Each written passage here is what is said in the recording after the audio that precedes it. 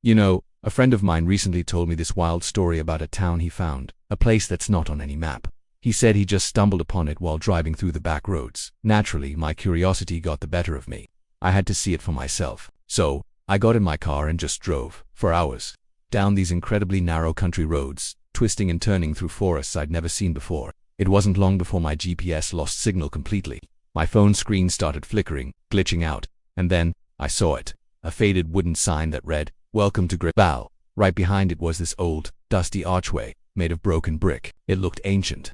I took a deep breath and drove through. The streets were completely empty. All the houses were boarded up, windows cracked like spiderwebs. A heavy stillness hung in the air, so thick you could almost feel it. I got out of my car and called my friend's name, but my voice just seemed to get swallowed by the silence. Nothing. I started walking, drawn towards what looked like a town square. In the center stood a single, dry fountain, its stone basin filled with leaves and dust. My eyes caught a glint from a shop window.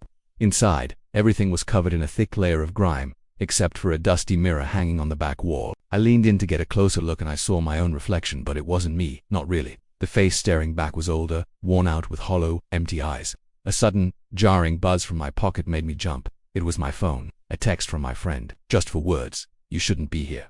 I spun around, my heart pounding in my chest. The streets were shifting. The buildings were blurring, melting into a thick, swirling mist.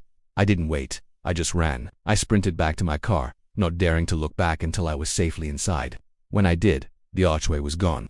The road behind me was just an empty stretch of asphalt. When I finally got home, shaken, I spent hours searching every map I could find, online, physical, historical maps. No Greyvale, not a single mention. It was like it never existed.